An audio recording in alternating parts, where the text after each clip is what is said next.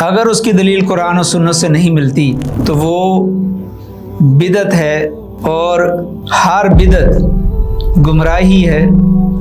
اور ہر گمراہی جہنم میں جانے کا سبب ہے۔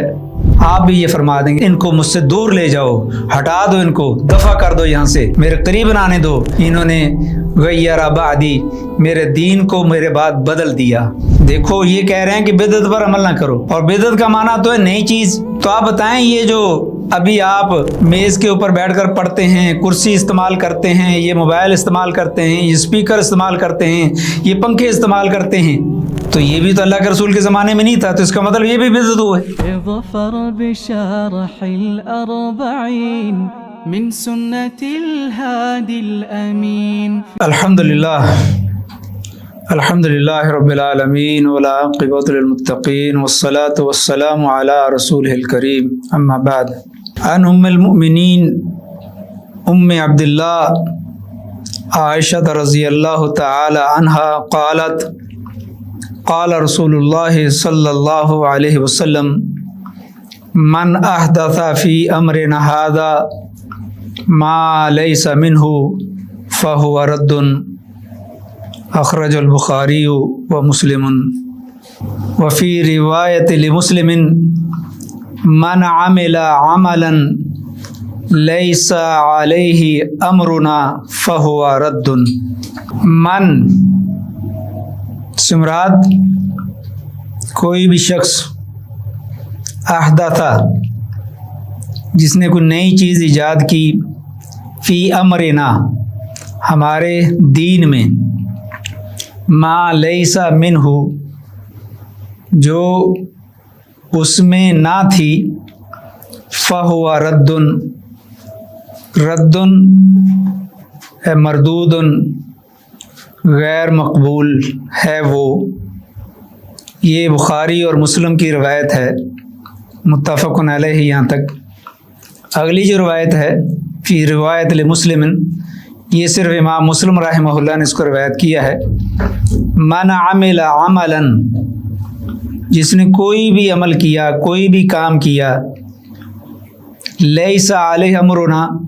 اس کام پر ہماری اجازت نہیں ہے، ہمارا اذن نہیں ہے، اللہ کے رسول فرما رہے ہیں ہماری اجازت نہیں ہے،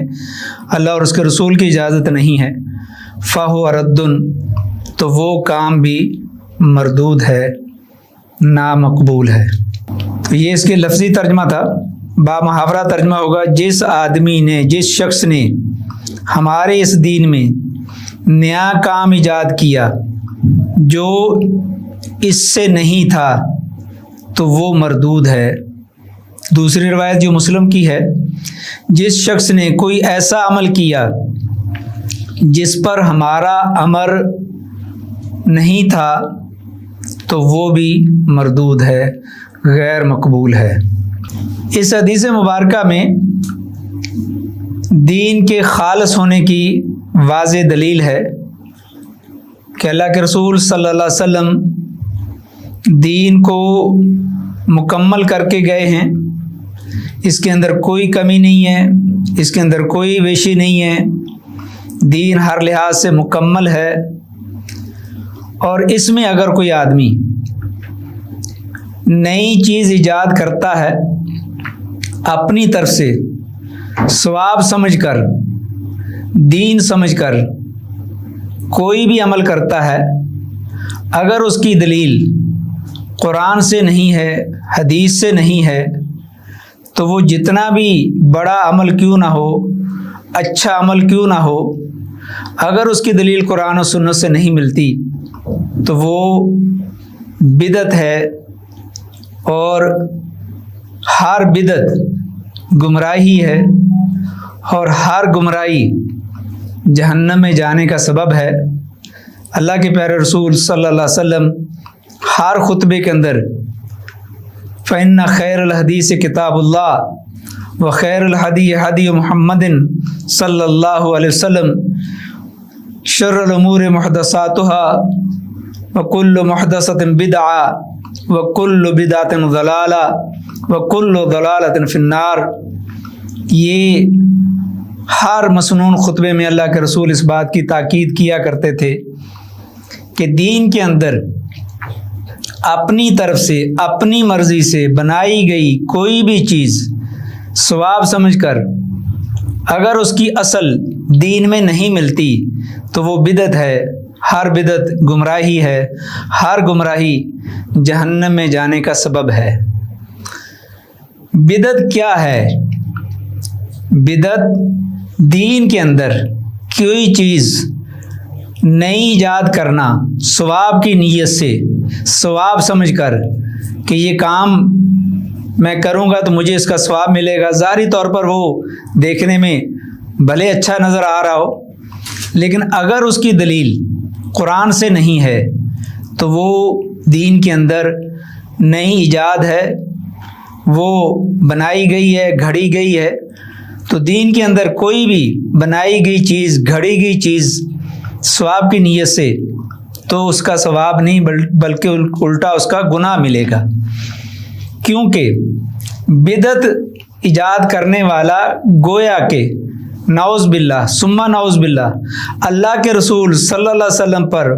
وہ بہتان باندھ رہا ہے، الزام لگا رہا ہے کہ اللہ کے رسول تو یہ بتا کر نہیں گئے، جبکہ اللہ کے رسول کہہ رہے ہیں کہ میں نے دین مکمل طور پر بتا دیا ہے۔ اللہ تعالیٰ بھی کہنا الیوم اکملت لکم دینکم واتممت علیکم نعمتی ورضیت لکم الاسلام دینا، تو دین تو مکمل ہو گیا ہے۔ تو یہ بدعت نئی چیز دین کے اندر ایجاد کرنے والا یہ باور کرا رہا ہے کہ دین نامکمل ہے، ناقص ہے، اور وہ اس کی تکمیل کر رہا ہے، جبکہ ایسا نہیں ہے۔ اور دلیل ضروری ہے ہر کام کے لیے۔ بعض دفعہ بہت سے لوگ یہ کہتے ہیں اس میں حرج کیا ہے، کیا ہوا، نیک کام ہی تو ہے، ہم کون سا کوئی وہاں کوئی ایسی حرکت کر رہے ہیں جس سے کسی کو تکلیف ہوتی ہو یا کسی غیر مسلم کی تقلید ہوتی ہو۔ مثال کے طور پر قبرستان میں میت کو دفنانے کے بعد اگر وہاں پر اذان دینی شروع کر دی جائے، اور کچھ لوگوں نے اذان دینا شروع کی ہوئی ہے، اور ان سے اگر کہا جاتا ہے یہ کیوں کر رہے ہیں، تو کہتے ہیں پاگل ہو آپ، ہم کو غلط کام تھوڑی کر رہے ہیں، ہم اللہ کا نام لے رہے ہیں، اللہ کے رسول کا نام لے رہے ہیں، اس میں حرج کیا ہے، اس میں گناہ والی کون سی بات ہے، آپ کو کیا تکلیف ہے؟ تو ان سے یہ کہا جاتا ہے کہ دین نہ کسی کی تکلیف کا سبب ہے، نہ دین کسی کو اچھا یا برا لگنے کی وجہ سے اچھا یا بری چیز بنتی ہے۔ دین میں اچھی وہ چیز ہے جو اللہ کے رسول، اللہ کے پیارے حبیب،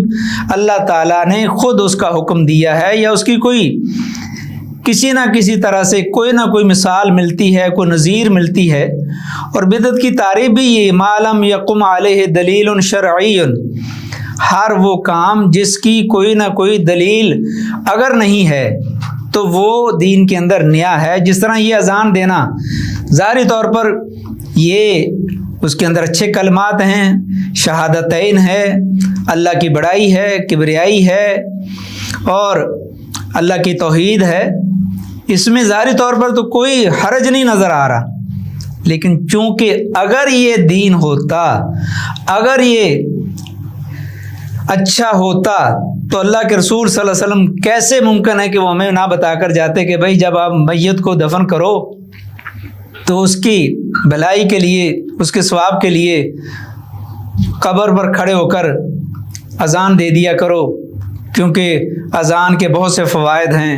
اذان کے بہت ثواب ہے، تو یہ ضرور بتا کر جاتے۔ آپ نے نہیں بتایا تو ہم نہیں کریں گے، وہ کریں گے جو اللہ کے رسول بتا کر گئے ہیں۔ یہ ایک مثال ہے۔ اسی طرح ہر کام میں، چاہے وہ اللہ کے رسول صلی اللہ علیہ وسلم کی شان میں کچھ نعتیہ الفاظ ہوں، یا اللہ کے رسول کے لیے کچھ اور طریقہ ہو، آپ کی یاد کو منانے کا کوئی طریقہ ہو، یا کوئی بھی اس طرح کا عمل ہو جس کی دلیل اللہ کے رسول صلی اللہ علیہ وسلم سے نہیں ملتی، تو وہ دین کے اندر نئی چیز ہے اور وہ بدعت ہے۔ بدعت ثواب کی بجائے عذاب کا سبب بنتی ہے، اور بدعت اختیار کرنے والا، بدعت کو عام کرنے والا، بدعت پر لوگوں کو جمع کرنے والا، ابھارنے والا، اکٹھا کرنے والا، یہ بہت بڑا گناہ ہے۔ اور سلف صالحین سے یہ وارد ہے کہ بدعتی کو دوست بھی نہ بناؤ، اس کی معاونت بھی نہ کرو، اور اس کو جگہ بھی نہ دو، اس کی مدد بھی نہ کرو، اس کو پناہ بھی نہ دو، کیونکہ وہ دین کے اندر ایک ایسا عمل وہ کر رہا ہے جس سے دین کو داغدار کرنے کی وہ کوشش کر رہا ہے۔ دین داغدار ہو رہا ہے، دین کے اندر لوگوں کو شک و شبہات میں ڈال رہا ہے کہ نعوذ باللہ اللہ کے رسول بتا کر نہیں گئے، آج میں اس کو بتا رہا ہوں۔ تو اس طرح دین کو بگاڑنا، دین کے اندر اپنی طرف سے نئی نئی چیزیں ایجاد کرنا، یہ بہت ہی قابل مذمت عمل ہے۔ سلف صالحین نے لکھا ہے کہ بدعت اختیار کرنے والا بدعتی، وہ اس کو توبہ کی توفیق نہیں ملتی، کیونکہ توبہ تو وہ آدمی کرتا ہے جو یہ سمجھتا ہے کہ مجھ سے غلطی ہو رہی ہے، میں گناہ کر رہا ہوں، میں برائی کر رہا ہوں۔ بدعت کرنے والا، بدعت کو عام کرنے والا، بدعت پر عمل کرنے والا، بدعت پر لوگوں کو ابھارنے والا، وہ یہ سمجھ رہا ہوتا ہے یہ تو اچھا کام ہے، یہ تو ثواب کا کام ہے۔ تو جب وہ ثواب کا کام سمجھ رہا ہے تو پھر اس کو چھوڑے گا کب؟ اس سے توبہ کب کرے گا؟ اس کو معافی کب، توفیق کب ہوگی؟ اور بدعت والے کو توفیق نہیں ملتی کبھی بھی، توبہ کی توفیق بھی نہیں ملتی۔ اس لیے بدعت سے بچنا چاہیے۔ اور بدعت کی ایک پہچان اور بھی ہے کہ سنت، قرآن و حدیث، اس کو آپ دیکھیں دنیا کے کسی بھی کونے میں چلے جائیں، وہ آپ کو اس کا طریقہ ایک ہی ملے گا، ایک ہی اسلوب ہوگا، ایک ہی طریقہ ہوگا، ایک ہی تعداد ہوگی۔ آپ دیکھ لیں نمازوں کی رکعات ہیں، جہاں بھی چلے جائیں سب لوگ ایک ہی، زور کی فرض نماز 4 رکعات ہیں، ہر جگہ یہی ہے۔ اور جو بدعت ہے، ایک محلے سے دوسرے محلے میں وہ چینج ہو رہی ہوگی، ایک شہر سے دوسرے شہر میں، ایک ملک سے دوسرے ملک میں، ایک مسجد سے دوسری مسجد میں تبدیل ہوگی۔ یہاں کچھ کہا جا رہا ہے، وہاں کچھ کہا جا رہا ہے، ادھر کچھ کہہ رہے ہیں، ادھر الفاظ اور ہیں، جبکہ سنت ہر جگہ پر، وہ ہر ملک میں، ہر علاقے میں ایک ہی ہوگی، اور سنت کا ثواب ہے، بدعت کا کوئی ثواب نہیں ہے، بدعت کا گناہ ہے۔ یہ حدیث ہمیں وضاحت کر رہی ہے کہ ہمیں اللہ کے رسول صلی اللہ علیہ وسلم کے طریقے کو مضبوطی سے اپنانا چاہیے، پکڑنا چاہیے، اور اسی پر عمل کرنا چاہیے، اور بدعت سے بچنا چاہیے۔ بدعت کی شکل و صورت، اس کا طریقہ بھلے جتنا ہی بھلا کیوں نہ ہو، ظاہری طور پر اس کا لوگ ثواب اور اس کا اجر اور اس کے فوائد بھلے گناتے رہیں، لیکن اگر اس کی قرآن و سنت سے کوئی واضح اور صحیح دلیل نہیں ہے تو اس سے بچنا چاہیے۔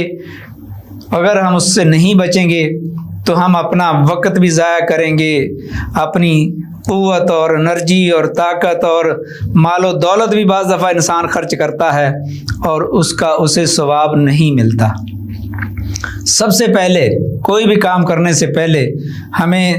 دیکھنا چاہیے کہ اس کی دلیل قرآن حدیث سے ملتی ہے تو فبہ، اگر نہیں ملتی تو اس کے قریب نہیں جانا چاہیے، اس سے بچنا چاہیے۔ کہیں ایسا نہ ہو کہ ہم ثواب کی نیت سے کریں اور وہ اللہ کے رسول صلی اللہ علیہ وسلم سے ثابت نہ ہو، اور ہم بجائے اجر کے، ثواب کے، گناہ کمائیں، عذاب کمائیں، اللہ کی ناراضگی کمائیں۔ اللہ کے پیارے حبیب صلی اللہ علیہ وسلم سے یہ حدیث بخاری مسلم کے اندر واضح طور پر ہے کہ کچھ لوگ جب اللہ کے پیارے حبیب صلی اللہ علیہ وسلم قیامت والے دن حوض کوثر پر اپنی امت کو حوض کوثر سے پانی پلا رہے ہوں گے، اور جو ایک دفعہ پی لے گا اس کو بقیہ زندگی میں کبھی پیاس نہیں لگے گی، कुछ लोग नूरानी चेहरे, ज़ाहरी तौर पर बड़ी बड़ी दाढ़ियाँ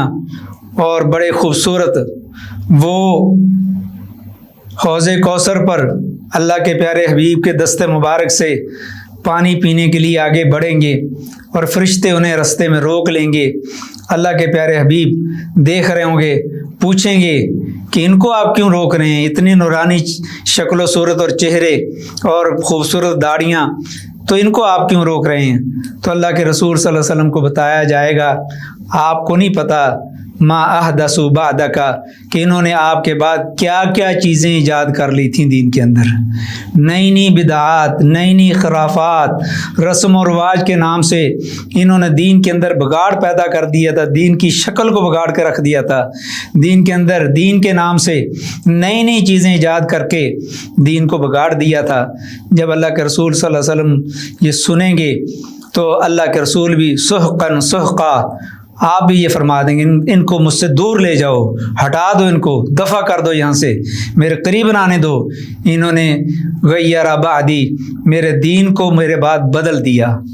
गोया के बिदत इख्तियार करने वाला अल्लाह के प्यारे हबीब सल्लल्लाहु अलैहि वसल्लम के दीन को बदल रहा है, तब्दील कर रहा है, उसकी असल शक्ल सूरत से उसे हटा रहा है। तो ये बहुत बड़ी जसारत है कि अगर अल्लाह के रसूल सल्लल्लाहु अलैहि वसल्लम के लाए हुए दीन को उसकी असल हैत और असल शक्ल सूरत से हटा रहा है, तो ये बड़ी जसारत का उसका काम है कि दीन को वो बिगाड़ रहा है और दीन के अंदर वो नई चीज़ें ईजाद करके लोगों को जो असल सुन्नत है, सुन्नत से हटा रहा है। तो जबकि होना तो ये चाहिए कि लोगों को सुन्नत बताई जाए, हदीस बताई जाए, कुरान से लोगों को जोड़ा जाए, हदीस की मोहब्बत पैदा की जाए, और उसके बजाय लोगों को नई नई चीज़ें, रस्म और रिवाज में लोगों को उलझा दिया गया है और लोग सारी ज़िंदगी वो रस्म और रिवाज के ऊपर ही अपनी पूरी ज़िंदगी गुजार देते हैं और सही हदीस का और सही सुन्नत का उन्हें पता नहीं चलता। तो ये हर मुसलमान की भी ज़िम्मेदारी है कि वो किसी भी अमल को करने से पहले पूछे कि उसकी दलील क्या है, अल्लाह के रसूल सल्लल्लाहु अलैहि वसल्लम से इसकी सनद मिलती है, आपने ये हुक्म दिया है, सहाबा कराम ने ऐसा किया था, अगर किया है तो उसका अजर होगा, उसका सवाब मिलेगा। और सुन्नत पर अमल करने वाले के लिए अल्लाह के रसूल सल्लल्लाहु अलैहि वसल्लम हौज़े कौसर पर उनका इस्तकबाल करेंगे, पानी पिलाएंगे, उनकी सिफारिश करेंगे और उनके दर्जात के लिए अल्लाह से सिफारिश करेंगे। तो अगर बिदती है तो आपने सुन लिया है कि बिदती के लिए तो अल्लाह के रसूल ख़ुद कह रहे हैं कि इनको मुझसे दूर कर दो, इन्होंने मेरे दीन को बदल दिया, मेरे बाद इन्होंने नई नई रस्में, नया दीन बना के पेश किया। तो इसलिए ये हदीस, इस तरह की और बहुत सारी हदीसें हैं, इसके अंदर दीन में बिदअत से मना किया गया है। और कुछ लोग नासमझ किस्म के लोग, उनके पास दलील नहीं होती,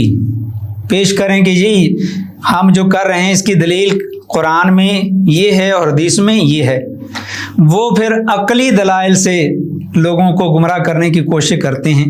जब उन्हें कहा जाता है कि भाई बिदअत पर अमल ना करो, तो उनके पास जवाब नहीं है। उनके पास जवाब क्या है? देखो ये कह रहे हैं कि बिदअत पर अमल ना करो, और बिदअत का माना तो है नई चीज़। तो आप बताएं, ये जो अभी आप मेज़ के ऊपर बैठकर पढ़ते हैं, कुर्सी इस्तेमाल करते हैं, ये मोबाइल इस्तेमाल करते हैं, ये स्पीकर इस्तेमाल करते हैं, ये पंखे इस्तेमाल करते हैं, तो ये भी तो अल्लाह के रसूल के ज़माने में नहीं था, तो इसका मतलब ये भी बिदअत हुआ है। तो आप भी तो बिदअत पर अमल कर रहे हैं, आप बिदअत का इर्तिकाब कर रहे हैं और हमें कह रहे हैं कि बिदअत पर अमल ना करो, खुद कर रहे हो। अब कहाँ दीन और कहाँ ये दुनिया? ये दुनिया में इसको हम लुग़वी माना कहेंगे बिदअत का। बिदअत का माना है कि कोई चीज़ नई ईजाद करना, नई चीज़ का आना, नई चीज़ को बनाना, ये लुग़वी बिदअत है। लुगत के अंदर इसका माना नई चीज़, लेकिन यहाँ ताल्लुक़ है दुनिया से नहीं, दीन से। दीन के अंदर अगर कोई नई चीज़ ईजाद करता है اور ثواب سمجھ کر کرتا ہے، اللہ کے رسول کی طرف سے منسوب کرتا ہے، یا وہ یہ کہتا ہے کہ یہ کام، جیسے میں نے اذان والی مثال دی ہے، اس طرح اور بہت ساری مثالیں ہیں اور جو ہمارے دائیں بائیں لوگ کرتے ہیں، اور وہ بہانہ یہی کرتے ہیں، آگے سے دلیل یہی دیتے ہیں، حرج کیا ہے، آپ لوگ بھی تو بدعت کا ارتکاب کر رہے ہیں۔ تو یہ دنیاوی چیز ہے، دنیا اور ہے، دین اور ہے۔ سیدنا علی رضی اللہ تعالیٰ عنہ کی وہ صحیح حدیث مبارکہ ہے خفین کے اوپر، موزوں کے اوپر مسح کرنے کے بارے میں، کہ آپ فرماتے ہیں لو کان الدین بالرعی، اگر دین رائے کا نام ہوتا، اپنی سوچ اور اپروچ اور تھاٹ کا نام دین ہوتا، تو میری عقل یہ کہتی ہے کہ مسح موزوں کا، جرابوں کا مسح کرتے ہوئے مسح پاؤں کے نیچے سے کیا جائے، کیونکہ مٹی میل کچیل تو پاؤں کے نیچے لگتی ہے نا کہ اوپر۔ لیکن میں نے اللہ کے رسول صلی اللہ علیہ وسلم کو دیکھا کہ آپ موزوں کا مسح اوپر سے، پاؤں کے اوپر والی سطح سے کر رہے تھے، نیچے سے نہیں کر رہے تھے۔ تو یہ دین ہے، اس کو کہتے ہیں دین۔ دین اس طرح خالص ہونا چاہیے،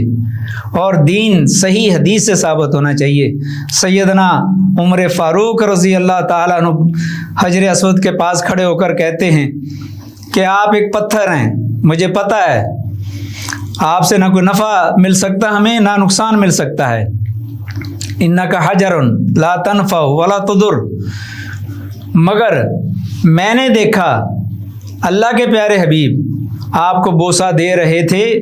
اس لیے میں آپ کو بوسہ دے رہا ہوں، کیونکہ اللہ کے رسول صلی اللہ علیہ وسلم کو دیکھا تھا کہ آپ نے ایسا عمل فرمایا، تو میں بھی آپ کو چوم رہا ہوں۔ اگر آپ نے ایسا نہ کیا ہوتا تو میں بھی آپ کو کبھی نہ بوسہ دیتا۔ تو یہ ہے دین۔ اس لیے یہ حدیث تو بہت مختصر سی ہے، لیکن اس کی تشریح بہت زیادہ ہے، کیونکہ انسان پوری زندگی عمل کر کر کے تھک جائے گا، تھک جاتے ہیں، لیکن وہ ہوتی ہے بدعت۔ سیدنا ابو ہریرہ رضی اللہ تعالیٰ عنہ نے دیکھا کہ لوگ حلقہ بنا کر اللہ کا ذکر کر رہے ہیں، ایک بندہ اس میں سے کہتا ہے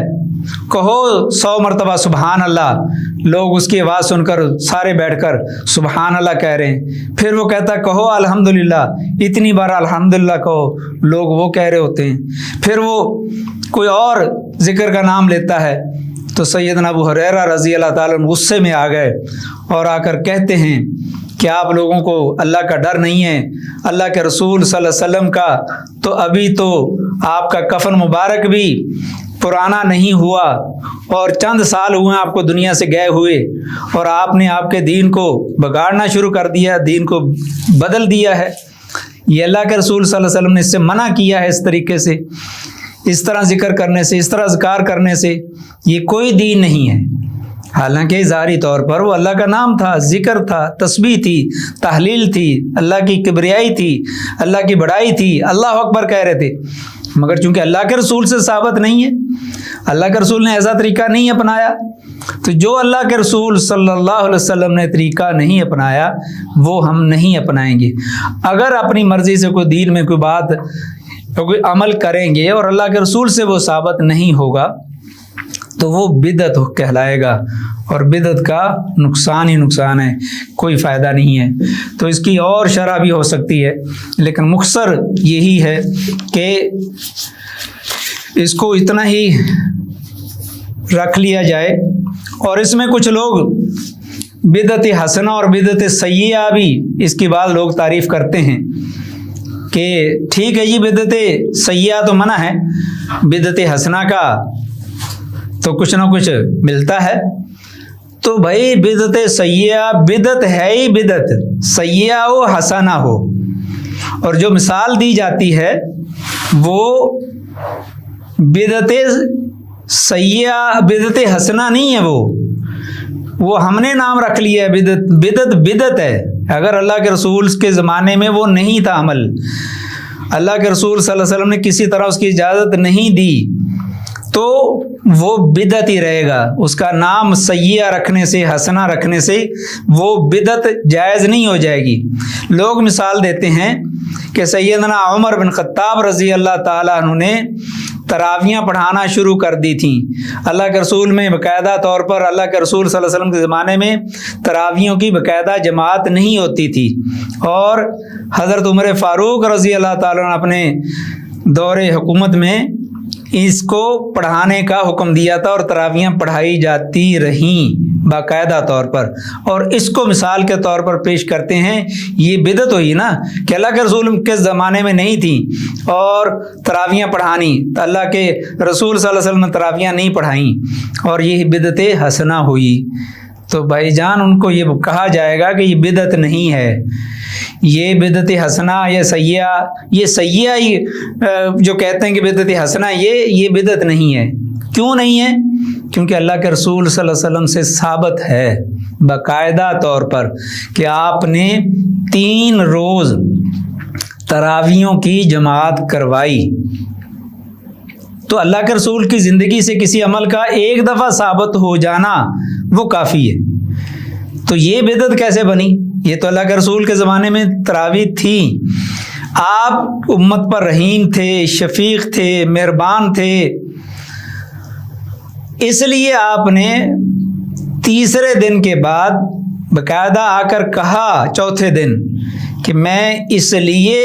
جماعت کروانے کے لیے آج نہیں آیا کہ کہیں یہ تراویح امت پر فرض نہ ہو جائیں، اور اگر یہ فرض ہو جاتی اور فرض اگر ہو جائیں تو یہ آپ کے لیے پڑھنی مشکل ہو جائیں گی۔ تراویح اگر روزے کا حصہ بنا دیا جائے، فرض کر دی جائے تو مشکل ہو جائیں گی، لیکن آپ نے اجازت دی، آپ نے پڑھائیں۔ تو جو چیز آپ کے دور میں تھی اگر اس کو باقاعدہ کر دیا گیا، اب چونکہ اللہ کے رسول دنیا سے تشریف لے گئے، آپ اللہ کے پاس پہنچ چکے ہیں، آپ اللہ کے ہاں تشریف لے جا چکے ہیں، اب دین مکمل ہو چکا ہے، اب وہ جو فرضیت کا ڈر تھا وہ ختم ہو گیا کہ اب فرض تو کرنے والا کوئی نہیں ہے، کہ ہمارے اوپر تو فرض نہیں ہوگی، فرض تو ہونی تو اللہ کے رسول کے زمانے میں ہوتی۔ تو اب ہم اگر کوئی پڑھنا چاہے تو انہوں نے بھی یہ کہا تھا کہ یہ سنت ہیں، کیونکہ ہر آدمی اپنی اپنی جماعت کروا رہا ہوتا تھا، اپنی اپنی پڑھ رہا ہوتا تھا، یا کوئی 2-4 لوگ پڑھ رہے ہوتے تھے۔ تو سیدنا عمر بن خطاب رضی اللہ تعالیٰ عنہ نے ایک امام کے پیچھے سب کو جمع کر کے باقاعدگی سے جماعت کروانے کا اہتمام کروایا۔ تو یہ سنت ہے، یہ حدیث ہے، یہ حسنہ بدعت حسنہ، یہ بدعت سیئہ کے زمرے میں یہ نہیں آتا، حسنہ نہیں بنتی، بدعت ہی ہوتی ہے۔ اس لیے سیئہ اور حسنہ کی جو تقسیم کی جاتی ہے وہ غلط ہے۔ تو یہ اس حدیث کی مختصر شرح ہے۔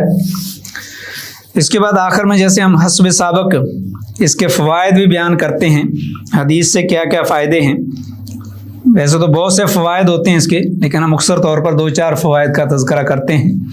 اس حدیث میں پہلا فائدہ تو یہ ہے کہ یہ حدیث اس بات کی واضح دلیل ہے کہ شریعت مکمل ہے، اس میں کوئی نقص نہیں ہے، کامل ہے۔ یہ کوئی یہ کہے کہ یہ نامکمل ہے، ناقص ہے، کوئی اپنی رائے سے اپنی سوچ سے اس کو مکمل کرنا چاہے تو یہ اس کی بات غلط ہے۔ دین مکمل ہے، اور وہ امور جن کا تعلق لوگوں کے مصالح سے ہے، مصلحتوں سے ہے، اور وہ اگر شریعت کے مخالف نہیں ہے کوئی عمل تو وہ منع نہیں ہے، وہ کیا جا سکتا ہے۔ اگر اس کا تعلق دنیا سے ہے اور دین سے اس کا تعلق نہیں ہے تو اس کے لیے بہرحال گنجائش نکلتی ہے۔ اور اسی طرح اس حدیث میں یہ بھی ہمیں پتہ چلتا ہے، یہ بھی فائدہ ملتا ہے کہ حدیث میں دین میں نئی چیز کو ایجاد کرنے سے ڈرایا گیا ہے، روکا گیا ہے کہ کوئی آدمی دین کے اندر نئی کوئی بھی چیز ایجاد نہ کرے، اپنی طرف سے کوئی چیز بنا کر دین میں نہ ڈالے۔ دین مکمل ہے، اور دین کو اپنی طرف سے نامکمل سمجھ کر اس کو کوئی عمل کرنا یہی بدعت ہے، اور اس سے بچنے کا کہا گیا ہے۔ یہ دونوں حدیثیں اس بات کی واضح دلیل ہیں کہ دین مکمل ہے، دین میں کوئی نقص نہیں ہے۔ اللہ کے رسول ان کی جو ذمہ داری تھی وہ پوری کر کے گئے ہیں اور آپ فرما کر گئے ہیں، پوچھ کر گئے ہیں، آپ نے یہ گواہی لی ہے حل بلغت، کہ کیا میں نے دین مکمل پہنچا دیا ہے؟ تو صحابہ کرام نے یہ ایک زبان ہو کر سب نے کہا تھا حجۃ الوداع کے موقع پر، جی ہاں آپ نے دین مکمل پہنچا دیا ہے، اور آپ نے صحابہ کو بھی گواہ بنایا، اللہ تعالیٰ کو بھی گواہ بنایا کہ میرے جو ذمہ کام تھا وہ میں نے مکمل کر دیا ہے۔ اللہ تعالیٰ ہمیں